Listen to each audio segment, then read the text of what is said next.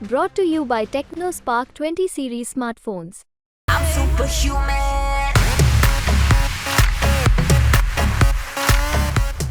सिवान से आरजेडी के टिकट पर चुनाव लड़ रहे अवध बिहारी चौधरी ने आज नामांकन पर्चा दाखिल कर दिया।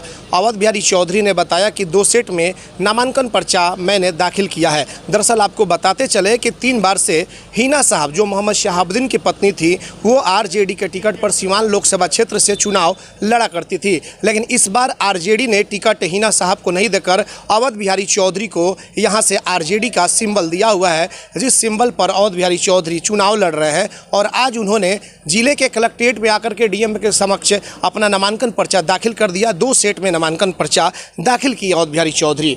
और आज सुबह में उनका जो काफिला है श्रीनगर स्थित उनके आवास से निकला और अवध बिहारी चौधरी पूरे काफिले के साथ निकल करके गांधी मैदान में पहुंचे, जहां पर बिहार के पूर्व उप मुख्यमंत्री तेजस्वी यादव और वीआईपी के जो नेता हैं, जो राष्ट्रीय नेता हैं मुकेश सहनी, अब्दुल बारी सिद्दीकी, ये तमाम लोग पहुंचे हुए थे। तमाम विधायक जो महागठबंधन के थे वो सभी लोग सिवान के गांधी मैदान में पहुंचे हुए थे।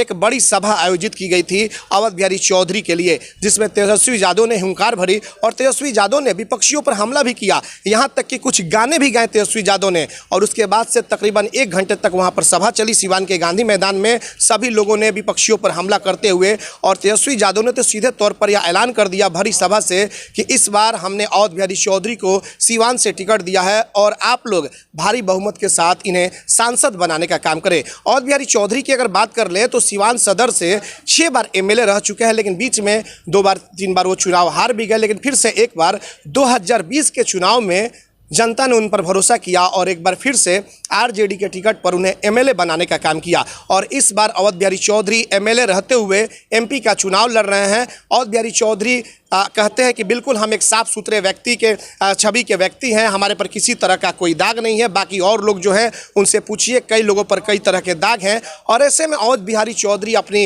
इस साफ सुथरी छवि को लेकर के चुनावी मैदान में हैं। लेकिन इनके साथ हिना साहब जो कल तक साथ रहा करती थी, आज वो निर्दलीय चुनाव लड़ रही हैं। और सिवान से विजय लक्ष्मी कुशवाहा जो कि एनडीए की प्रत्याशी हैं, निर्दलीय जीवन यादव भी हैं। अब ऐसे में देखना होगा कि जनता किस पर अपना विश्वास मत देती है, किसे अपना एमपी चुनती है। लेकिन फिर आपको बता दें कि अवध बिहारी चौधरी आज नामांकन पर्चा दाखिल कर दिए। कुल आज नामांकन जो है 2 लोगों का हुआ, हिना साहब का और अवध बिहारी चौधरी का, यानी कि 29 तारीख से 6 तारीख तक जो 6ठे चरण के चुनाव के लिए सिवान लोकसभा सीट के लिए नामांकन पर्चा दाखिल होना है। आज दूसरा दिन है नामांकन का और दूसरे दिन 2 लोगों का नामांकन पर्चा दाखिल हो गया है। हिना साहब जो सिवान के पूर्व सांसद मोहम्मद शहाबुद्दीन की पत्नी है, निर्दलीय के तौर पर उन्होंने नामांकन पर्चा दाखिल किया है। और दूसरे अवध बिहारी चौधरी जो आरजेडी के सिंबल पर आज नामांकन पर्चा 2 सेट में दाखिल किया है, जिनके लिए तेजस्वी यादव और सहनी आए हुए थे और अब्दुल बारी सिद्दीकी भी गांधी मैदान में पहुंचे हुए थे और भरी सभा से विपक्षियों पर हमला किया। और उन्होंने कहा कि अवध बिहारी चौधरी को इस बार एमपी बना करके